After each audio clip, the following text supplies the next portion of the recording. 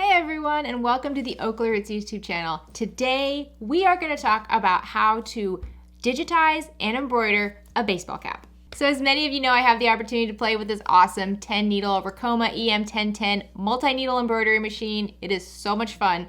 One of the coolest things that it can do that my single needle machine at this point I don't think can do is embroider on baseball caps. Now I know that there are some tools out there that will allow you to do it on a single needle machine. I'm just not sure any are compatible with mine, but that is a subject we will dive into more at a later date. So today I'm going to show you how to easily digitize and embroider a baseball cap. I will have links for everything down in the description, whether it's the machine, the software, the hats, the thread, everything. I'm going to have links galore down in the description. So if you're interested in anything at all, check the description. If you don't see a link for what you're looking for, just make sure you leave a comment down below and I will answer that immediately. In today's tutorial, I'm going to be using the software that actually comes with the machine. It's Chroma Inspire. I'm not using any sort of purchased digitized logo or anything like that. We're just going to do a monogram font using what comes with the software, the basic tier Chroma Inspire. You can do a lot with this. One of the things I really like about this software is that it works really well on a Mac. The interface is very complementary to Adobe products, so if you have experience working in Adobe Illustrator or Photoshop, After Effects, things like that, the interface on Chroma is very similar and the learning curve isn't as steep. I will tell you, however, though, I am not a digitizer. I am not a professional embroiderer. There are a lot of things I still have yet to learn, so if you have any tips along the way of this tutorial, please leave them down in the comment section of this video. So we're gonna go over a hat like this. It's just a simple monogram. I'm using OKC because that's where I'm from. I'm from Oklahoma City. We can add a little bit of, jazz on the side of the hat. It stitches together very fast. It's very simple. I have a couple little tweaks I'm gonna make to the design just to make sure it will stitch well on a hat. So if you're not already a subscriber to the channel, please consider clicking subscribe down below. If at any point you like this video, please give it a like. Any questions, comments, shout outs, anything you want to say, leave them down in the comment section. Like I said, I am very new to digitizing and embroidering. So if you have any tips, if you have experience doing this, please leave them down in the comment section. It will not only be helpful to me, but it'll be helpful to anybody else watching this video. All right, let's get started. So first we're going to start at the computer. Open up your laptop. I am working on a MacBook today. So when you open up Chroma Inspire, you're going to have a blank slate just like this. To get started, let's go over and click the text icon.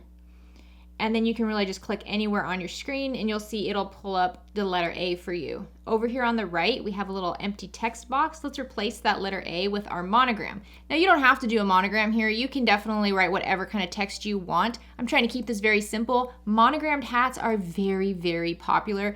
To be completely honest, this is a hat that I would definitely see in a boutique in Oklahoma City, online, on Etsy. It's a very simple hat that sells very well. So we're gonna do that. Monograms are very popular. Let's do that. So I'm just gonna do OKC again.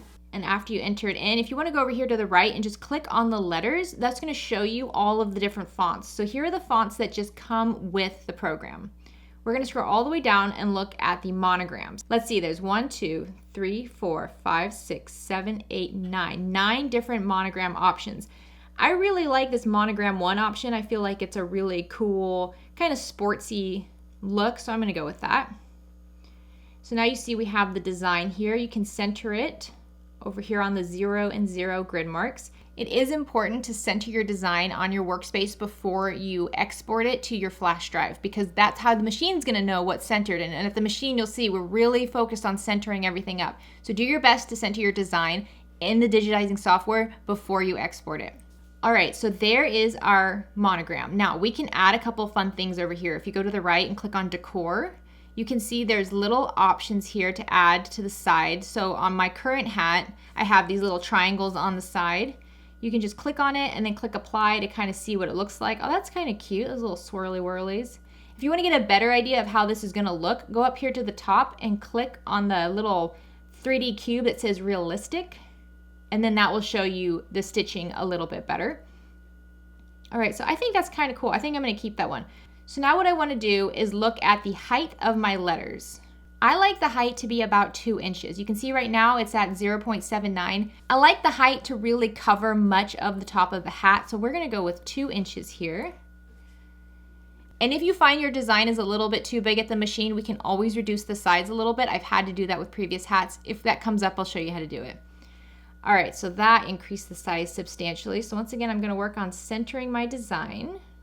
So one of the things I know I'm going to want to change on this design is the density. Just because I have stitched this hat out a couple times, I do want it to be a little bit denser. I see a little bit of spacing between my stitches. That's just something that really takes practice. It's always good to stitch out your design on a trial run before, if you're going to sell them or anything like that. Stitch it out once just to make sure you like the density, the size, everything like that before you really commit yourself to a design. So I'm going to go up here to the top right and I'm going to click on the Fill tab. And I'm going to change the density down to about 0.3.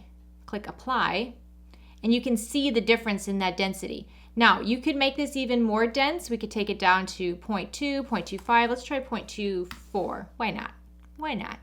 That seems like a good even number. 24 is good. All right, I like that. Okay, so the next thing we want to address is the colors. I don't want the letters in the middle to be the same color as the accents on the side. So what we're going to do is we're going to hover over our design, and we're going to right click. So if you're on a Mac, that's going to be Control click. We're going to Control click and click Break Up Text. So if you look down here on the bottom right on the sequence panel, you can see that the side accents are one group and then each letter is its own group. So now what we can do is play with the colors. So I'm just going to take the side accents and I'm just going to change that color. Now you can choose whatever colors you want here. When you're at the embroidery machine, you will designate your actual thread colors there.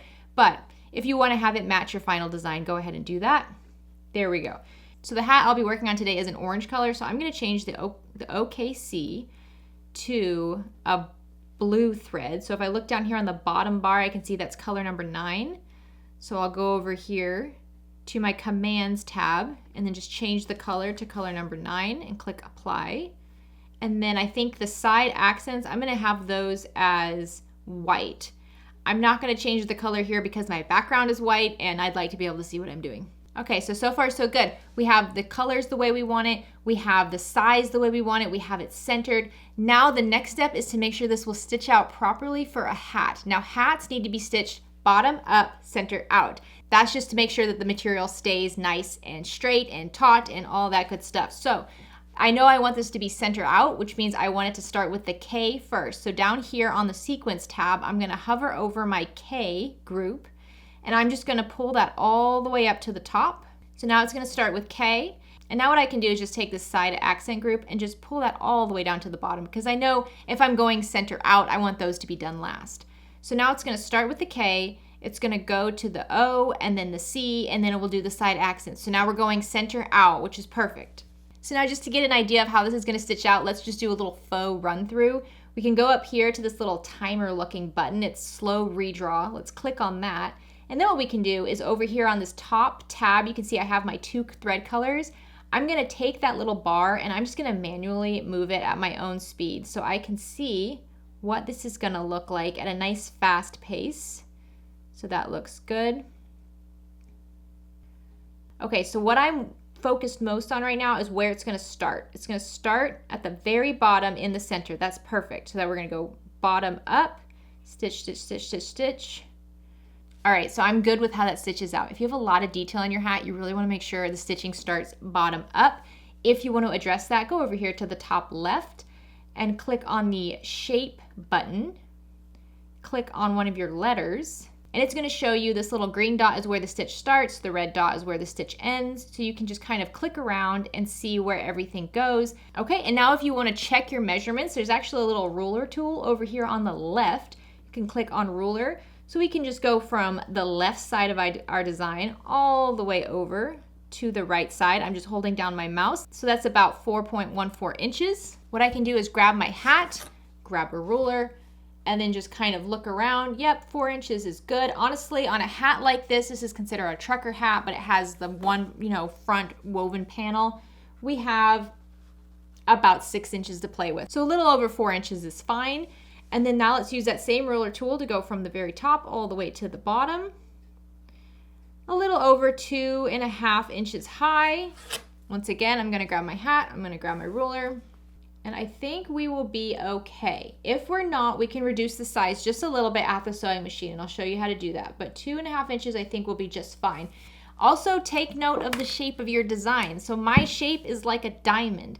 It's going to be 2.5 inches in the center, but it's not going to be 2.5 inches all the way over here. So when you're looking at these little, pockets up top, these little dots right there. Those are things to think about. Think about the shape of your design. We'll trace it out at the machine, but when you're designing this, just think about the shape of your hat. So once you're happy with your digitized design, yes, you did just do some digitizing. You don't need to be a digitizer. You do something very basic like this. If you have a more elaborate project, you're gonna wanna reach out to a professional or do some more practice and get some more training on digitizing. But for a basic monogram like this, you're good on your own.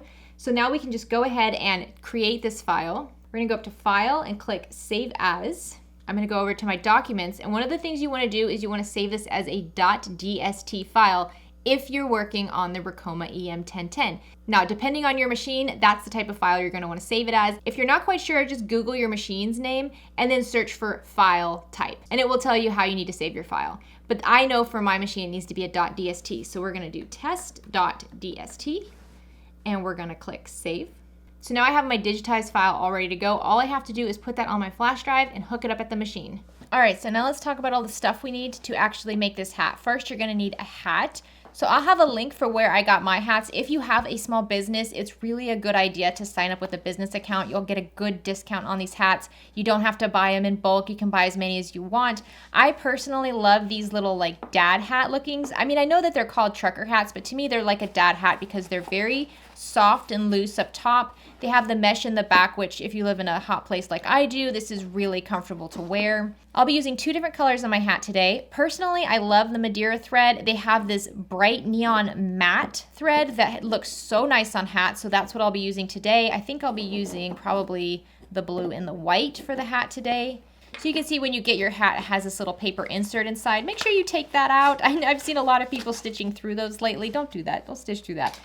So you can see this is not considered a structured hat. It's very, very loosey-goosey. So you shouldn't have to worry about any sort of needles breaking on this project. However, you do have to worry about this slipping and sliding around and then everything being a little off. So I'm gonna show you what I do to prevent that. So to help keep the hat nice and firm and in place, I'm gonna be using tearaway stabilizer today. You definitely can use cutaway, but tearaway will give a more professional look on the back. I am going to use 2 strips of tearaway fabric. Now that's just because this is a simple monogram. On other hats I've done that have a lot more detail, I like to use 3 strips of tearaway. But for this very simple lettering, I'm just gonna use 2 strips. So I'm just gonna cut 2 strips about that big. And now what I do is I actually glue them together. Now I don't think you need to do this, but I like everything to stay in place. So I'm just gonna very lightly spritz the back of one with this 505 basting spray. And then I'm just going to cover it with the other one. There we go. So now I just have a nice thick piece of tearaway. The next little completely optional tip I have is this scrap piece of fabric. This is a scrap piece of fabric with a scrap piece of tearaway inside of it. What I actually do is I just cover the bill whenever I'm stitching. This bill likes to rub against the back of my embroidery machine and it gets oil on it and it can kind of rub the fabric a little bit. So by putting this layer of tearaway, layer of fabric over it, you can see I just have a piece of tape underneath. I can just kind of push that down. It doesn't really move around, but that protects this bill really well. So if you're having a problem with that kind of like worn line or the oil, doing this is gonna help you out a lot. It'll help you avoid some headaches. So now before we go to the embroidery machine, I'm gonna show you, I'm gonna install my hat on this cap hoop. This came with the machine, these clips came with the machine. Pretty much everything I'm showing you today came with the machine except for the hat and the thread. So now let's take this over to the machine and hoop our hat. So here I have my cap ring and I have my cap station. The cap station we just use to help put the cap on the cap ring. So take your cap ring and then put it on your cap station. If you're looking for more detailed instructions on how to do a lot of these steps, make sure you check out the Racoma YouTube channel. They will show you all the ins and outs of this. So now what I'm going to do is take my little glued together 2 layers of tearaway stabilizer and I put it just under the tip of the top of the cap ring. And then I'm going to spray just a couple sprays on top of my stabilizer. Now I'm going to grab my hat and I'm going to unhook the back. And I'm gonna flip out that sweatband. So you want that completely flipped out. All right, and now I'm gonna just kind of flatten out the bill. Don't worry about just bending these. You can always bend it back. So flatten it out. And then what I do is I just slide my hat so that the sweatband comes up to meet the edge of that stabilizer. And then I will slide the stabilizer and sweatband unit underneath that tab on my cap ring. Just like that. Get it nice and close to the edge.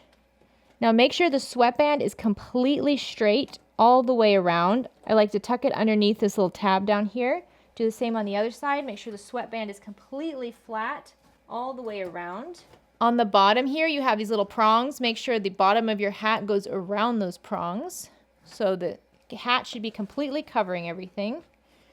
All right, and then I like to just kind of tug up here. Remember I sprayed a little bit of glue onto my tearaway? You can still move the fabric around. It's not, you know, permanent glue. That's why we didn't spray a lot. And then I smooth it down. All right, just a little bit. We'll smooth it down more in just a moment. So once I know my sweatband is completely flat all the way around, it's all the way up to the edge, I'm going to grab this little prongy unit here. And the prongs need to go into the seam between the bill and the top of the hat. Don't have the prongs up here. They need to be in that seam.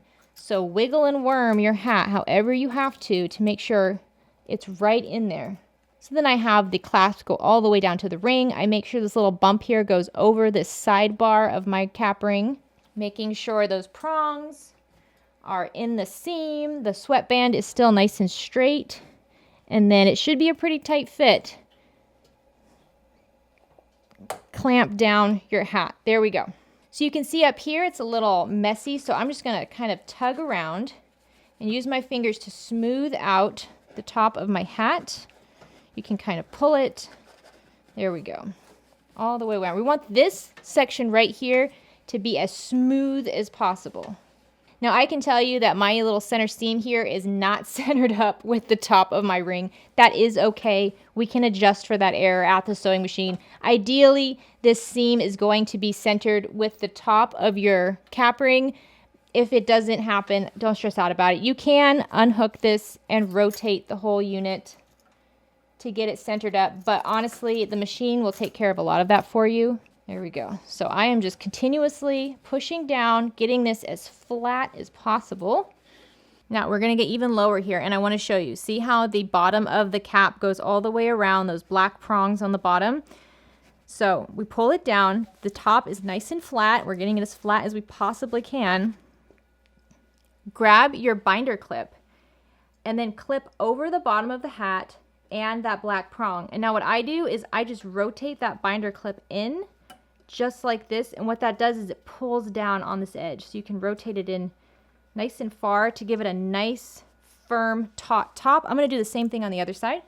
Last but not least, I'm going to grab my little scrap unit and I'm just going to insert that right over the bill. I'm not taping it down or anything. I just kind of lay it on there. It stays. It just needs to protect the bill, just like that. All right, so now we can install this on our embroidery machine. So I've removed my cap from the cap station. Now I'm going to put on the cap driver. I'm just going to rotate it because can't put it on straight up with that bill. Rotate it on and then rotate it straight up. And like I said, Ricoma has a lot of videos to show you exactly how to line everything up. Make sure you check out their YouTube channel. The biggest thing is there are 3 clamps here. It needs to be locked in place to all 3. There's 2 on the top and 1 on the bottom. So just center it, push it in. And you might not always hear that click, but what you can do is just pull on it at those spots, and if it doesn't move, then it's clamped in. There we go. Once again, I'm just going to push down this top, make sure it's nice and flat. There we go. All right. All right, so I inserted my flash drive. I found my file. It's test.dst. Here it is. That's exactly what we sketched out. Now what we're going to do is transfer it to the machine. There we go. Now we click on the machine button, go all the way over, find our test.dst, and click OK. There we go. Now we have it loaded up here. Let's go to our design set and make sure we're using the right hoop. We have a cap hoop. We're going to click OK. What it's going to do is kind of center it all up for us. There we go. Perfect. Now you can see everything is at 100%. So in just a moment, we're going to kind of sketch it out on the hat to see how big it is. And if we need to reduce the size, we'll do that. So once we're done, we can click Escape. Let's go pick our colors. Again, this is just lined up with the colors on your spool holder. I know from the digitizing that we did, the first thing it's going to do are the 3 letters. I'm going to use a nice bright blue color for that. For me, that's color number 7. And then for the sides, I'm going to use white, and that's going to be color number 5 for me. And that's it, just 2 colors. Right here it says A/A. That means it's automatically going to go to the next step in the next color for me. That's perfect, so I'm going to click OK to that. There we go. All right, so now we're going to go into embroidery mode. Okay, so before I sketch this out, I'm actually going to find the center of my design. So what I do is I hold down the first needle and I look at the seam on my hat and I can see that they are way off. So I'm just gonna use the arrows on my machine to move my hoop ring all the way so that this needle is nice and centered over the center seam of my hat. That way my design will be centered. And now I'm just gonna hold down the foot about halfway and I'm going to trace out the design just to see how close to the bottom ring I get.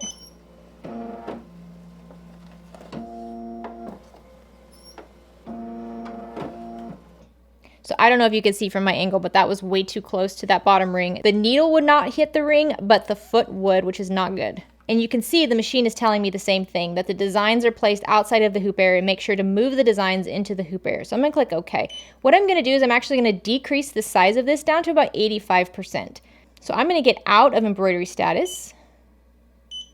I'm gonna click on design set, and I'm gonna go to my X and my Y buttons. I'm gonna change both of these to 85. 85 and OK. Y clear, 85, OK. And now I'm gonna click OK. Now that's reducing the size by just a little bit. Now it's 85% as big as it was previously. I'm gonna get out of that, go back into embroidery status. And now let's try tracing this design again.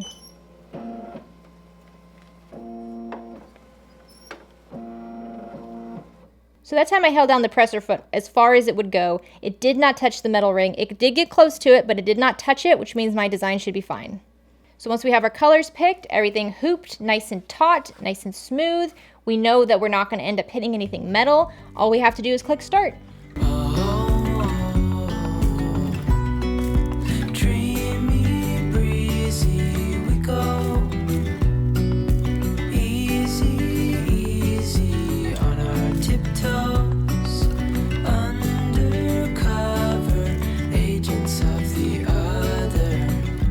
Beyond gravel, beyond all.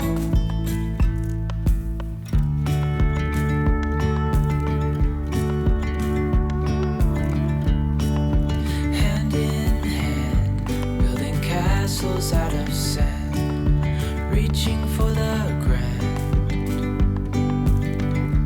All right, now the hat's done, and I have to be honest, that looks amazing. That density number was perfect. That's beautiful. So now we can just take this out and clean up the back. All right, so now we have the hat all stitched out. Let's just take off our little clutch. And I keep this for all my hats. I don't make a new one of these. Once you figure out like the exact size and paper, keep it to the side and just plop it over the bill of your hat if you need it. I'm gonna go ahead and take off those little binder clips on the back. And then we can just pop this off. There we go. Take our hat off. Move this contraption to the side. All right, now if you look at the back of the hat, you can see we have this paper here. This is tear away, which means it just tears away. You just tear it off, super easy. And you can go in and you can kind of clean up some of these smaller areas. I don't worry too much about the really small areas. I mostly just pull out the tear away from the bigger areas just to make it look really nice on the back. So you can see this is what it looks like in the back once you remove the tear away. It looks very professional, very neat, very clean.